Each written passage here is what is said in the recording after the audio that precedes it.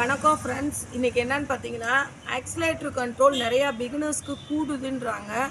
அது எதனால் கூடுதுன்னு பார்த்தீங்கன்னா, நீங்கள் அது பொசிஷனாக பிடிக்க தெரிலன்னு அர்த்தம். இன்னொன்று என்ன பண்ணுறீங்கன்னா, அழுத்தம் அதிகமாக கொடுக்குறதுனால தான் ஸ்பீடினுடைய அளவு கூடுது. இன்னொன்று என்னன்னு பார்த்தீங்கன்னா, இந்த ஷோல்டரினுடைய உயரம் இவ்வளோ தான் இருக்கணும். நிறையா பிகினர்ஸ் இப்படி வச்சுக்கிறாங்க, இப்படி இறக்கி வச்சுக்கிறாங்க. இந்த மாதிரி வைக்கிறதுனால தான் ஸ்பீடினுடைய அளவு கூடுது. நம்ம பொசிஷன் இப்படி தான் வச்சுருக்கணும்.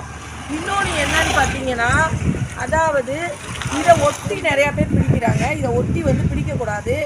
இங்கே வச்சு இந்த சென்டரில் வச்சு தான் பிடிக்கணும். அழுத்தத்தினுடைய அளவு மெதுவாக தான், அதாவது ரொம்ப அழுத்தி பிடிக்காமல் லைட்டாக தான் பிடிக்கணும். இது நிறையா பேர் என்ன பண்ணுறாங்கன்னா, அழுத்தி இப்படி பிடிச்சிக்கிட்டு இப்படி திருகுறாங்க. அதனால தான் ஸ்பீடினுடைய அளவு கூடுது.